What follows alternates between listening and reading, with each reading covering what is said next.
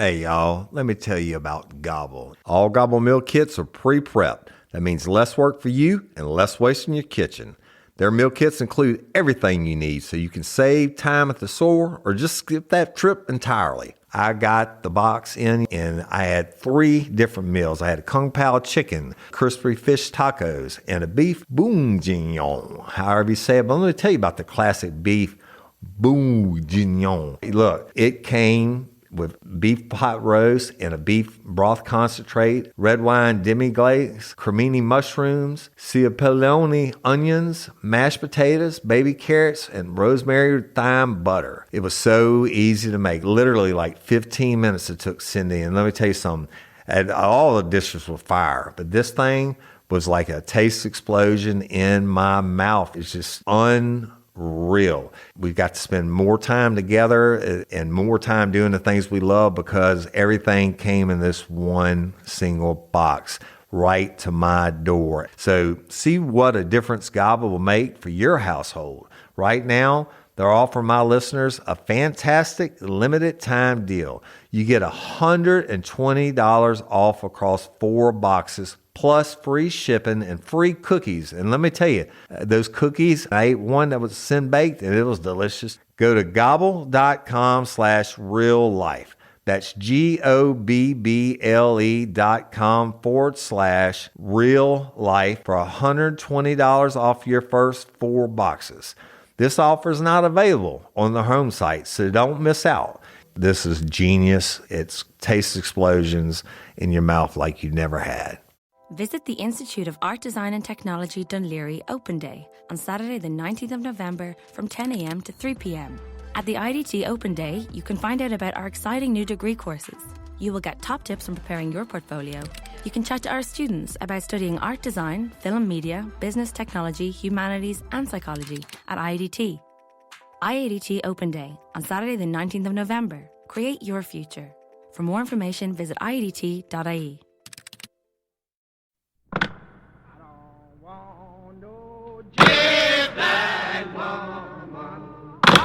She to me, oh, she to me.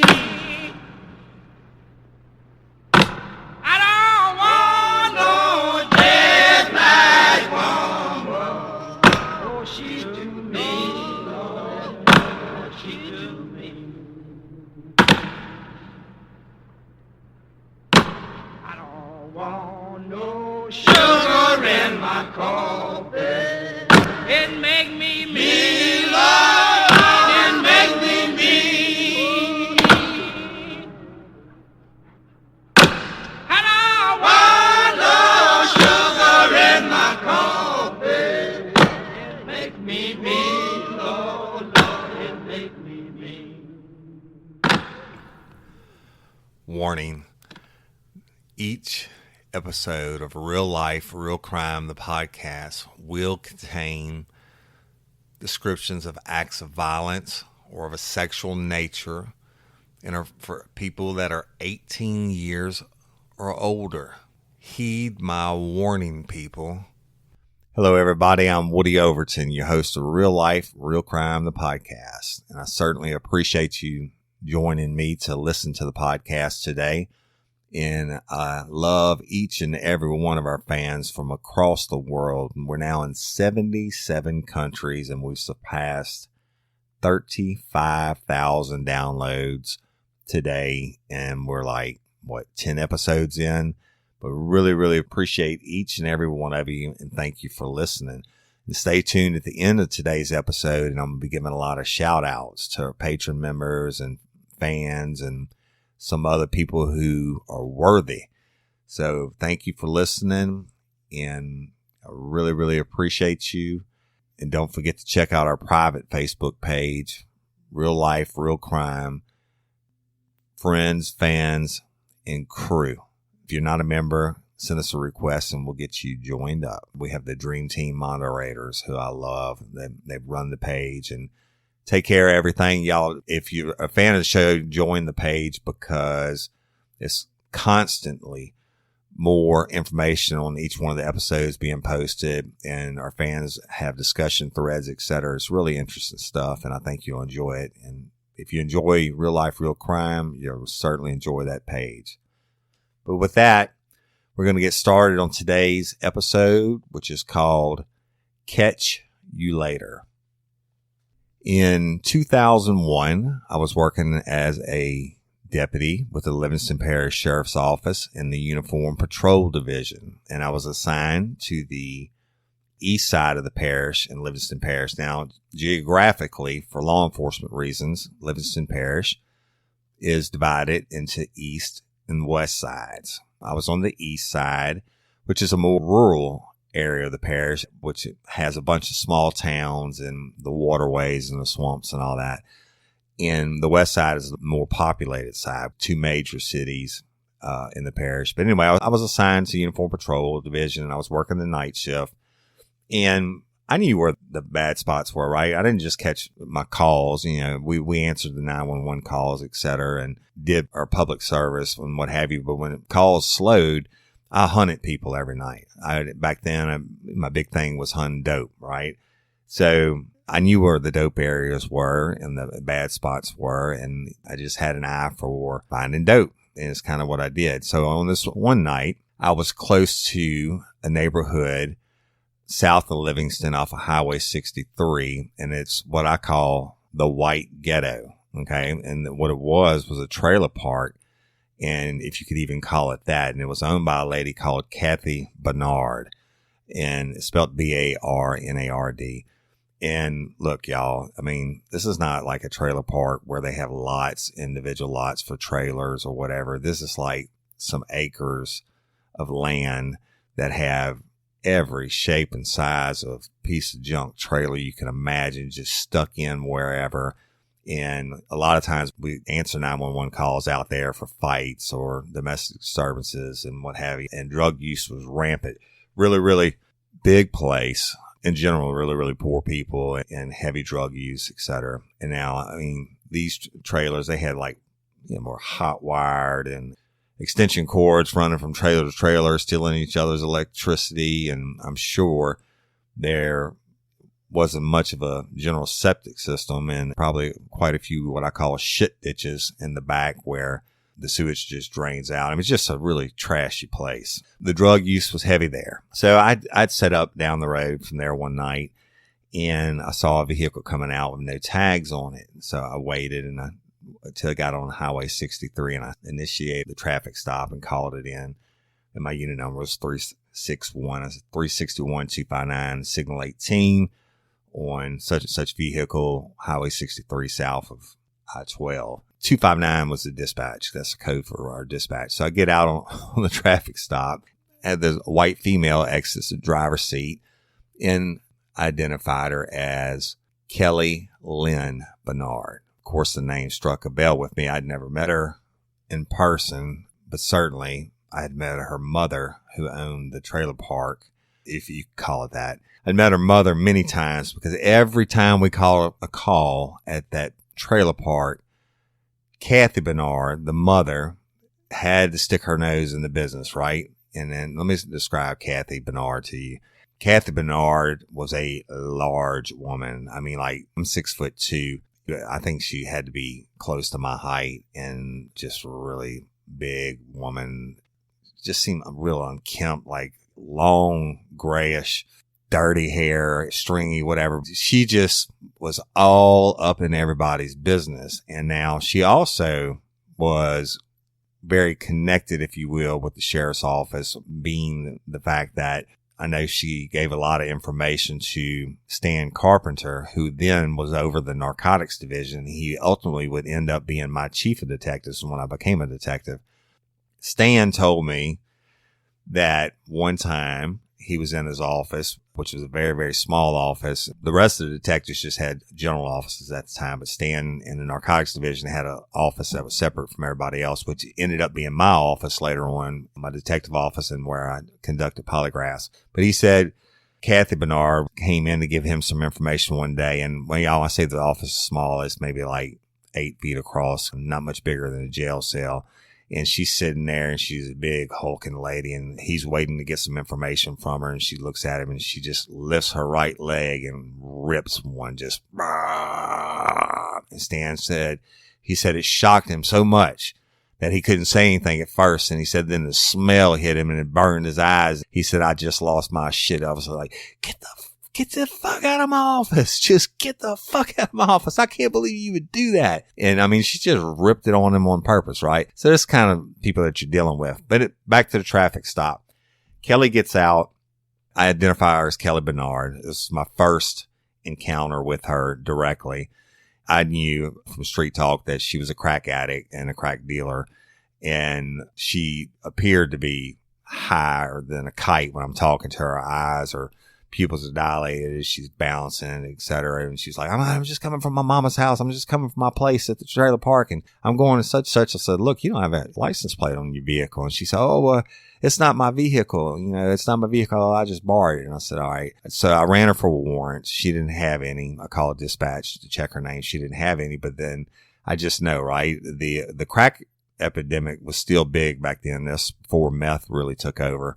So I ran the VIN number on the car and it came back as stolen. And now the reason I did that is crack dealers like to do what we call crack loaners. They'll have customers who have a vehicle and they don't for whatever reason because they don't have a license or they can't get license plates or insurance on a vehicle.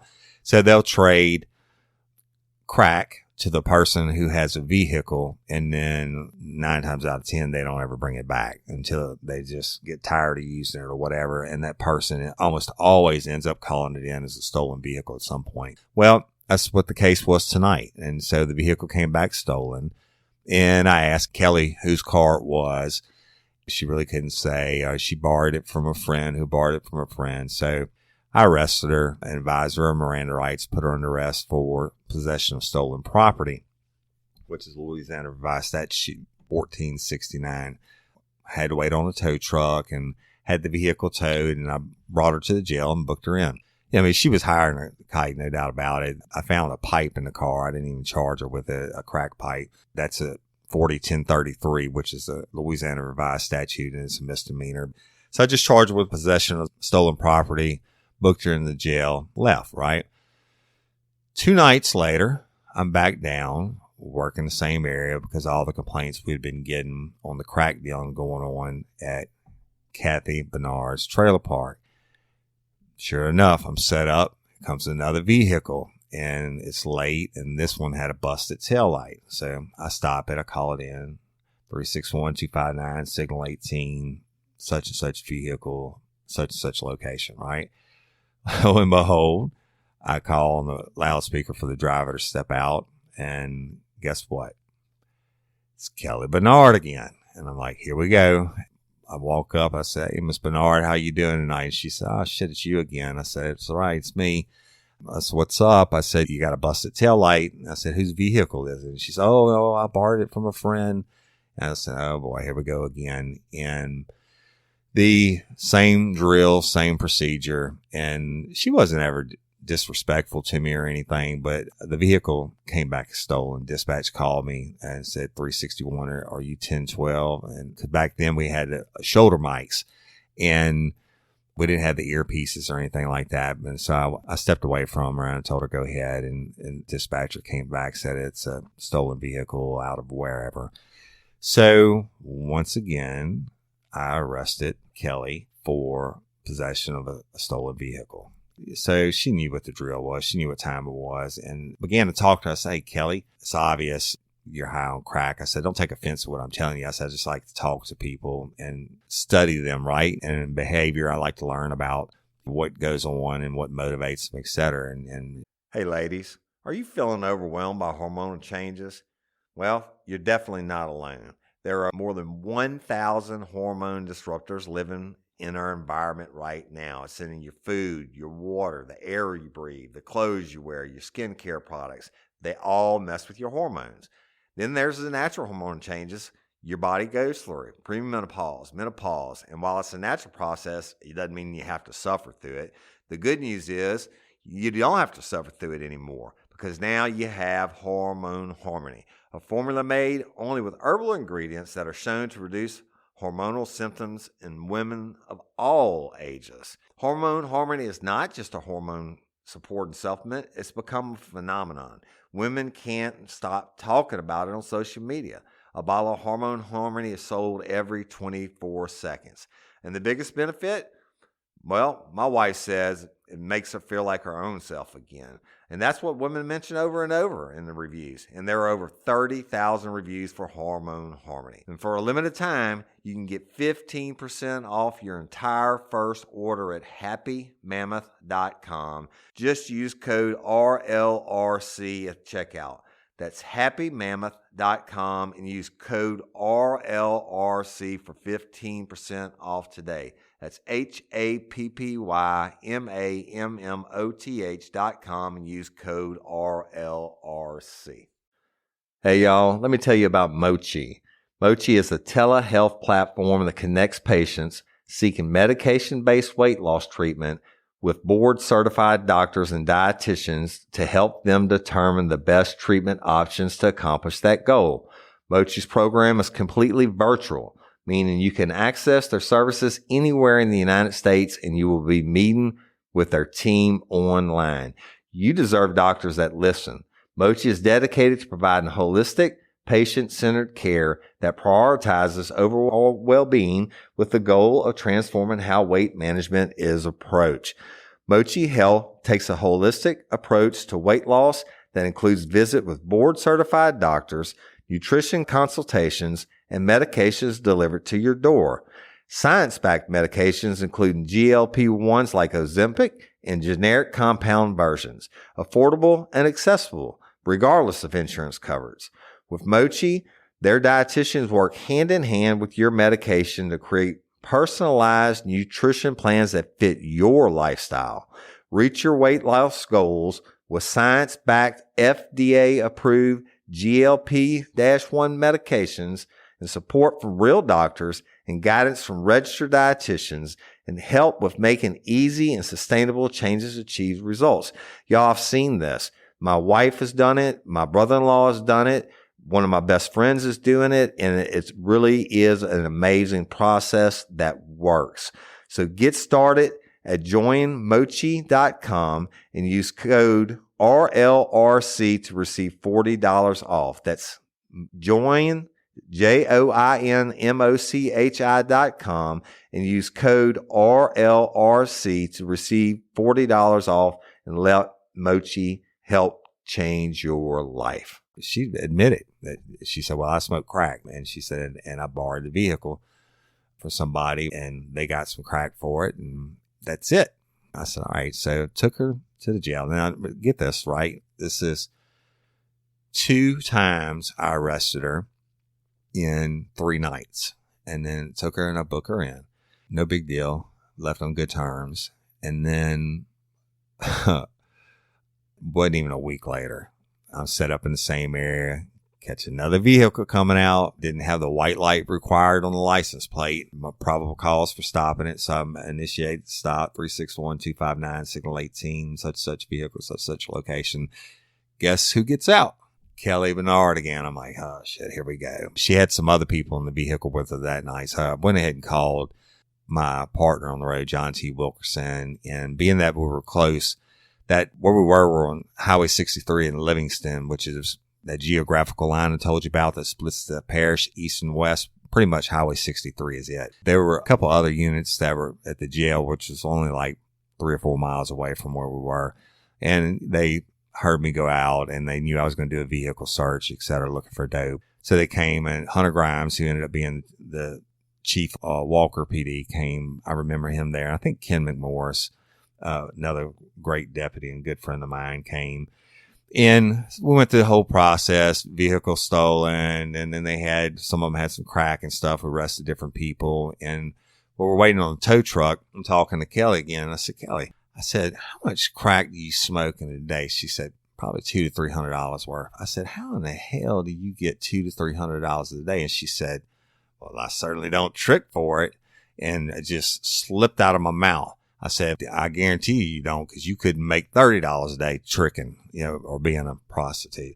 Well, I forgot to describe what Kelly looked like at this time, right? She was just really strung out, just no makeup, long dark hair, kind of kinky. I don't know what you call that. Not a perm, but kind of kinky hair and just nasty. It just slipped out. You know, I said, you couldn't make $30 prostituting or tricking, what the street term is for it. I remember one of the other deputies said, "Oh shit, man, I can't believe you said that." I'm like, I think she called me an asshole or something like that. I told her, I said, no personal offense, Kelly. You know, I just, probably shouldn't have said that. Whatever. Book her in. And then it goes a long time.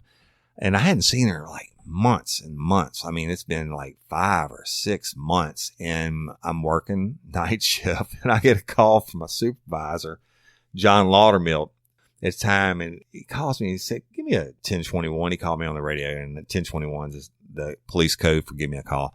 So I called him and said, "What's up?" And he said, "Woody," he said, "But what in the fuck did you do to Kelly Bernard?" So what are you talking about? I said, "I hadn't seen her in months, man, probably 4 or 5, maybe 6 months." He said, "It's 2:30 in the morning, and she just called the Sheriff Willie Grays, super guy, like a father to me, called him at his house, and how she got his home number, I don't know, woke him up and got him on the phone, and she said, she called you everything but a child of God and said that you were harassing her." I said, "Well, that's funny as fuck, because, tell her to come in and make a formal complaint tomorrow," because I hadn't seen her since the last time I arrested her like 5 months ago. But so she calls the sheriff, obviously all cracked out is what John said. He said, so the sheriff called him and said, "What the hell's going on?" I said, "Well, you can call Willie back and tell him I hadn't seen that bitch in over 5 months." So that's how that ended, right?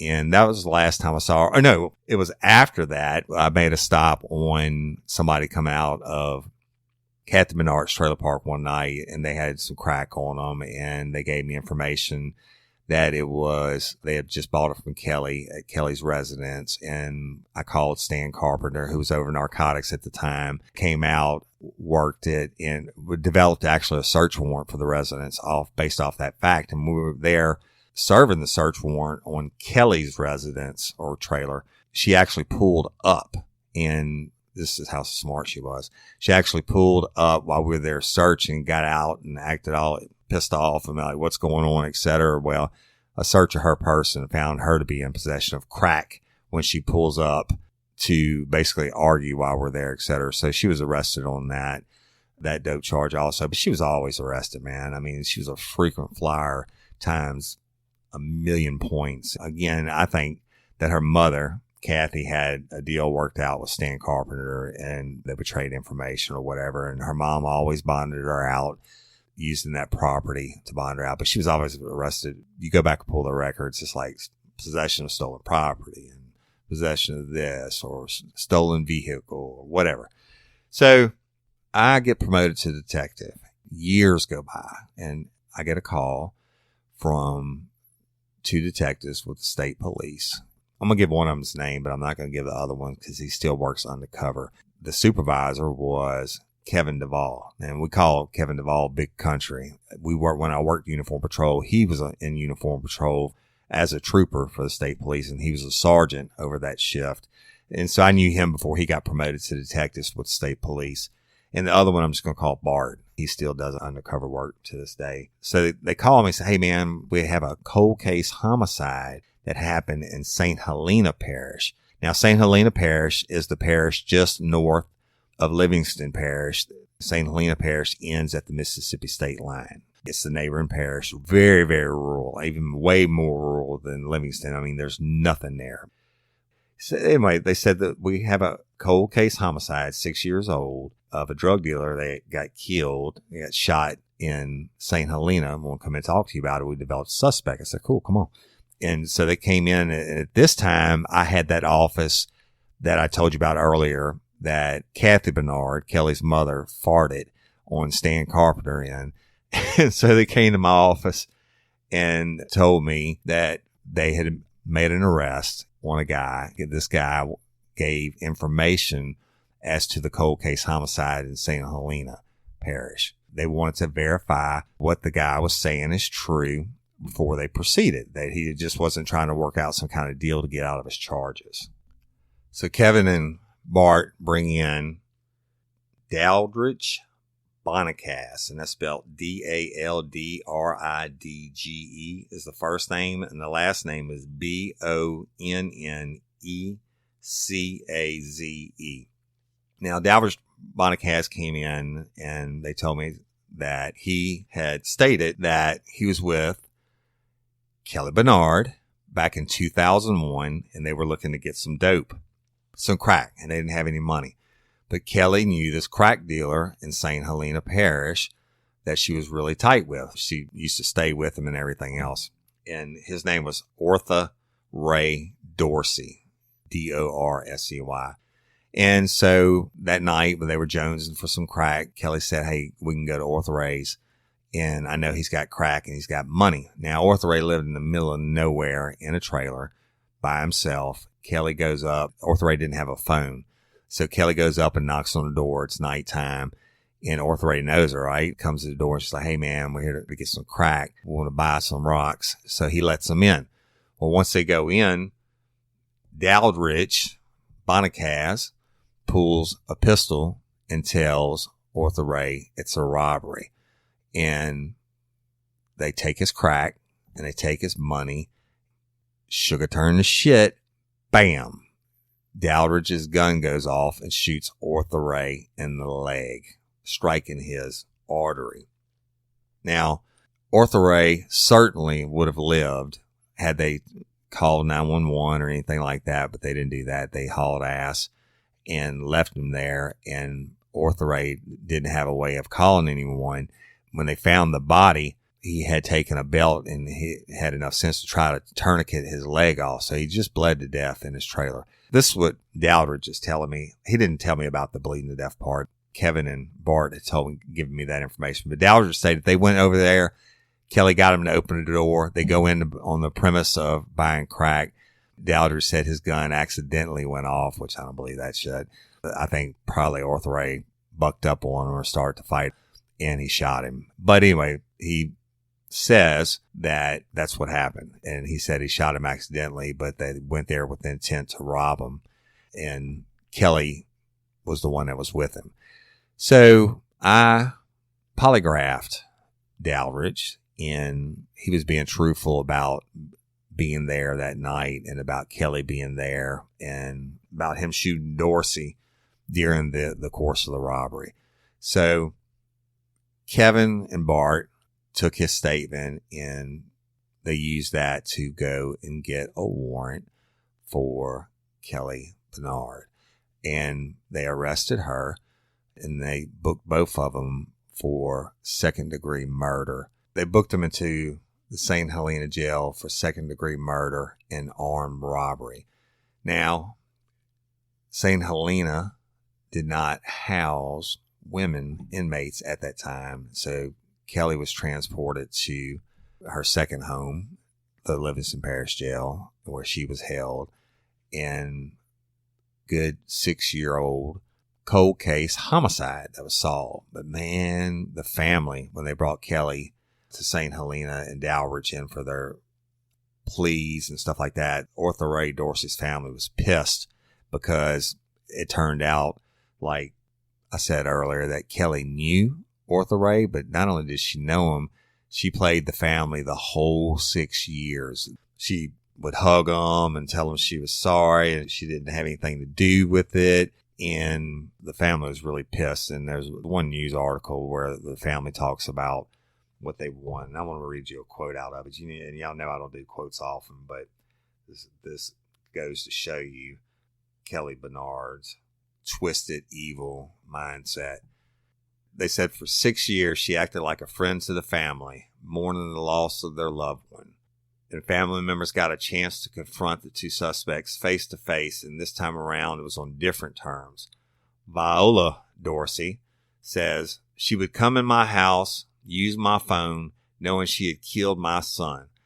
Family members of Ortha Ray Dorsey waited anxiously in front of the St. Helena jail for their chance to confront a woman they thought was a friend. Dorsey's sister, Maudine, and his mother, Viola, spoke of how close Ortha was with Kelly Bernard. Dorsey says, my son used to run with her. She lived behind my house and with my son, Maudine Dupree says. I just saw her not too long ago. She was giving me a hug and told me she didn't do it. So that goes to show you the mindset. And also, Kelly and Dowdridge went to Arthur Ray's funeral. Now think about that. You know you killed the dude, even if the initial intent wasn't to kill him or whatever. You go to his funeral, then you hide out. Hey, y'all. You want to set your child up for success? Is your child struggling with a specific subject or need help with the subject? Is your child ahead, not getting challenged enough in class? Well, IXL Learning is an online learning program that enriches your homeschool curriculum. It offers practice in math, English, language arts, science, and social studies while adapting to each child, meeting them where they are. Plus, IXL encourages students to become curious and empowers them to choose how to learn. Look, we homeschool our son. No doubt about it. He's more of a visual learner, and we use IXL, and Cindy teaches him, and there are so many different benefits to the program. It adapts to exactly what he needs in different areas. So IXL is the perfect supplement to your homeschool curriculum. IXL offers interactive practice problems, educational games, lessons, and video tutorials for every topic you're teaching at home. It's easy to use, time-saving.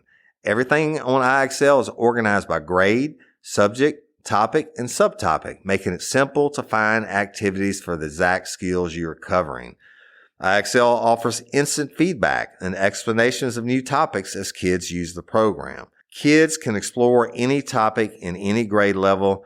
They aren't forced into a single learning path like they are on other programs. If you're homeschooling your child because they were falling behind or because they were too far ahead like our son, IXL is a great program to help them get the exact support they need. Kids love IXL's positive feedback awards and educational games. IXL is trusted by 15 million students worldwide and has proven to improve performance in over 75 scientific research studies. Make an impact on your child's learning. Get IXL now. And Real Life Real Crime listeners can get an exclusive 20% off IXL membership when they sign up today at IXL.com/today. Visit IXL.com/today to get the most effective learning program out there at the best price. And don't forget, Real Life Real Crime listeners get 20% off. Y'all, we really do use this product, and it's been a godsend. Spark something uncommon this holiday with just the right gift from Uncommon Goods.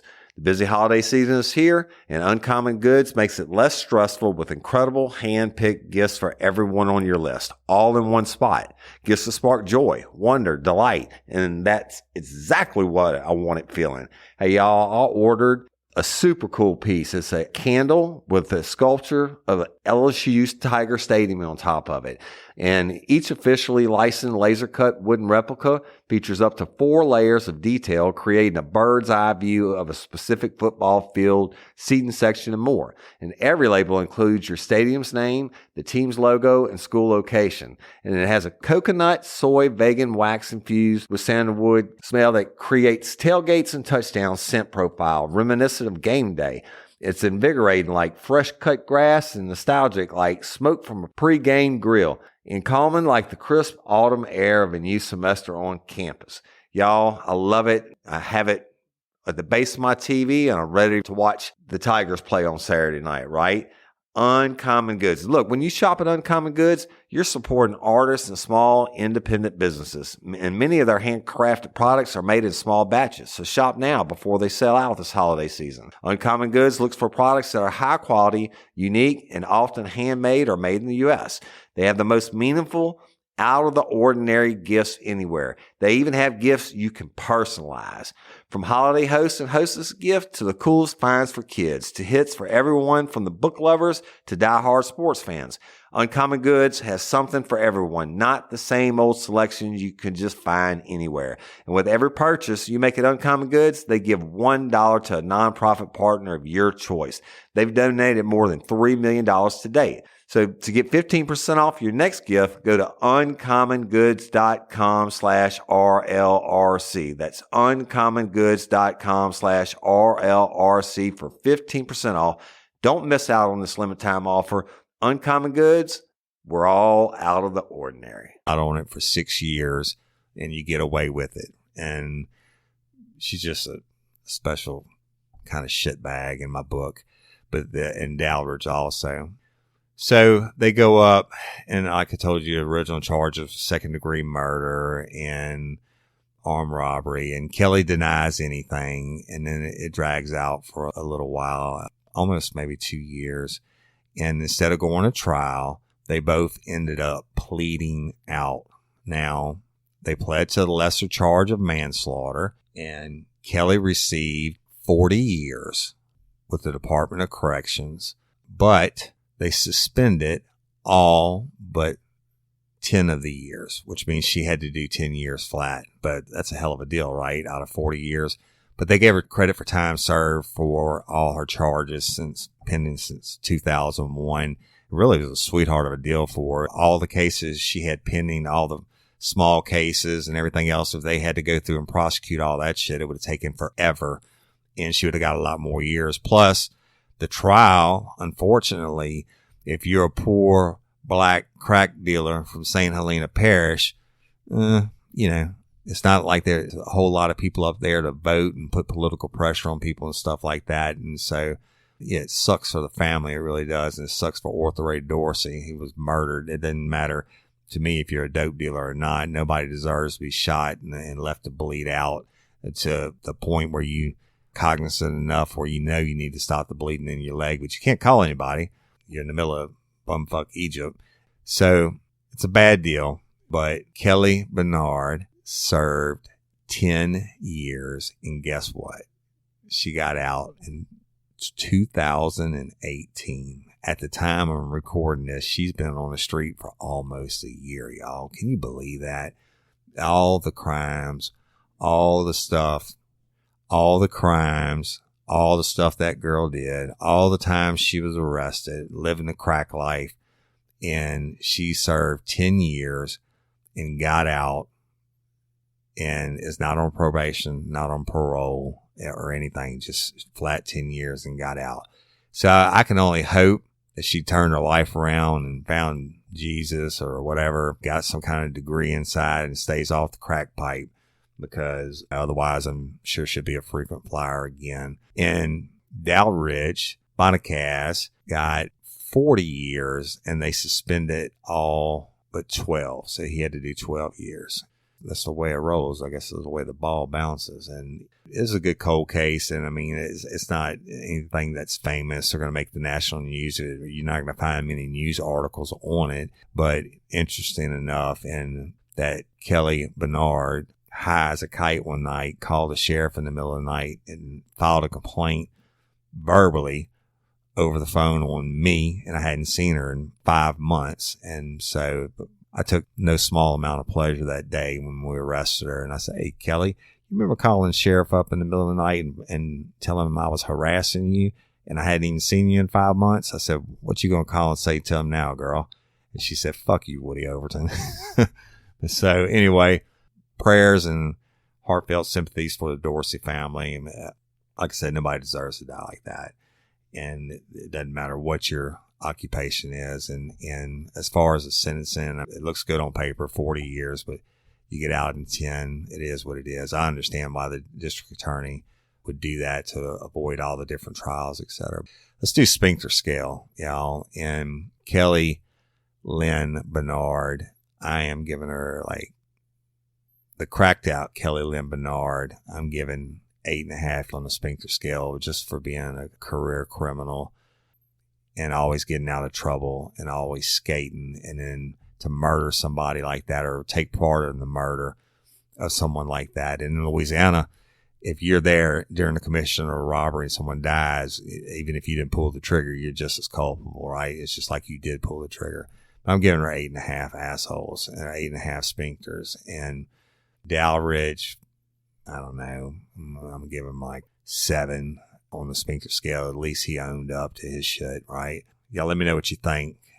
I really, really appreciate you listening, and stay tuned for some shout outs. That's the end of this episode of Catch You Later.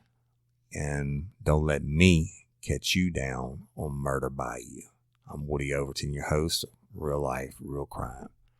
Okay, y'all, I want to give some shout out to our newest patron members, and Miss Tina Benton. Now, I've known Tina for many, many, many years. She was career law enforcement. Her husband's career law enforcement. He's double career law enforcement, retired wildlife and fisheries agent, and then went to work for the sheriff's office. Tina, we really appreciate you listening and tuning in, and I'm glad Karen Ortolano turned you on to it. And I know you know most of the stories, but I still appreciate you, and thanks for listening, okay?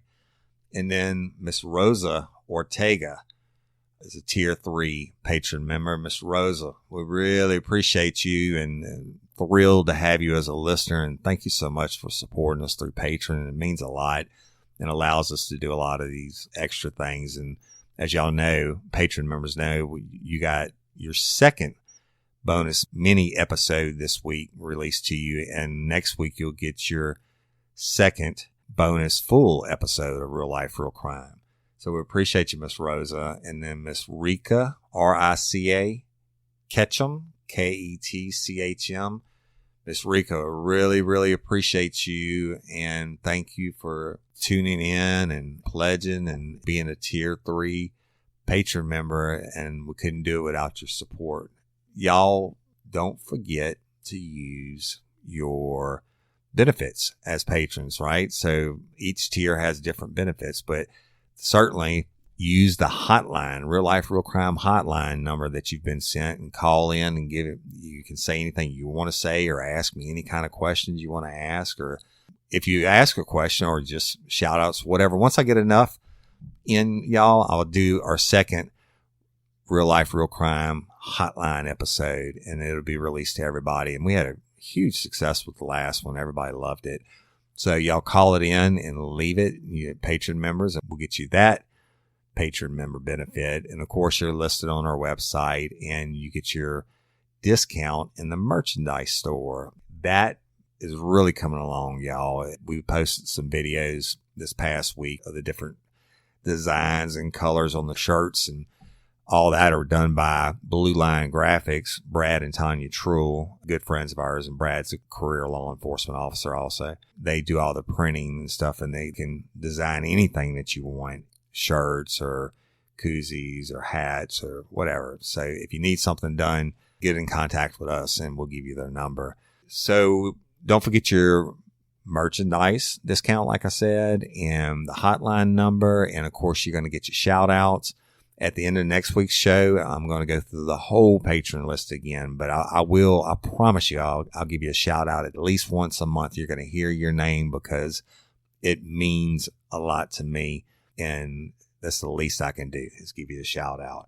And there's some other benefits, y'all, but we appreciate you and we thank you. If you're not a patron member, go check it out, rlrcpodcast.com, or go to our website, whatever. Click on anything you want pretty much. We post it on our pages, etc., and check it out. You could join and get some of the benefits.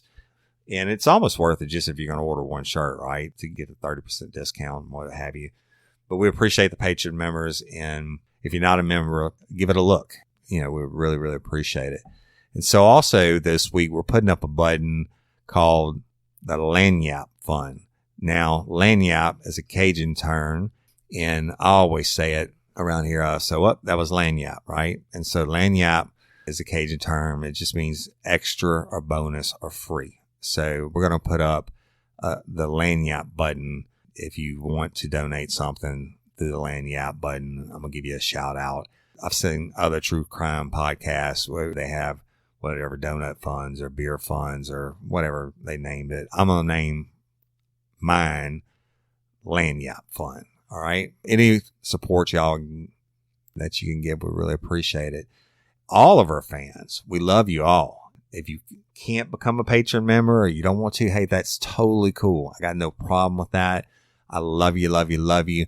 But what you could do, I would ask you to do, is what you've already been doing that's making us grow so fast, right? Is y'all have been telling other people about real life, real crime. And they have been downloading us and viewing us, and it's growing and growing. I watch the numbers all day, every day. I said I'm like a crackhead checking the numbers, and they're growing every day. Across every episode that we've released, we still get new viewers every day, and we're almost doing 1,000 a day on downloads, which is awesome. And it's because you, our listeners, our fans, are liking and sharing, and we really appreciate it. And we can't thank you enough. We're going to promise to continue to try to give you a better podcast, better editing, if you will, better content on my part. And we just want to do better, and we'll give you the best podcast that we can. So if y'all have any complaints or criticisms or gripes or bitches or whatever, let us know. Send me a message. I love constructive criticism. I get it a lot. And we try to work on the things that people have complained about. And I think we fixed most of them. And some people are just being assholes. But and they're not fans anyway. They're the ones that left a few bad reviews on iTunes. Our fans, share it, y'all. If each of y'all told one other person, it'd be huge for us. So you don't have to be a patron member. I love you. Patron, we love you too. And if you want to hit the lanyard button, hey, that's cool too. But you certainly don't have to do it. You will definitely still get your Friday episodes. As long as I'm breathing and able to produce these shows, I'm going to be laying down the tracks. As long as you're listening, I'm going to keep doing it. And I love each and every one of you. Really appreciate you. Dream Team moderators, you rock it. And those are the ladies that run fan page on Facebook, and they know who they are, and they are instrumental in pushing us every day in every way. And I love y'all. All the fans, we love you. Patron, we love you. And I'm Woody Overton, your host of Real Life, Real Crime, the podcast. Thank you, and till next week. I don't want no bald-headed woman. Oh, she too mean.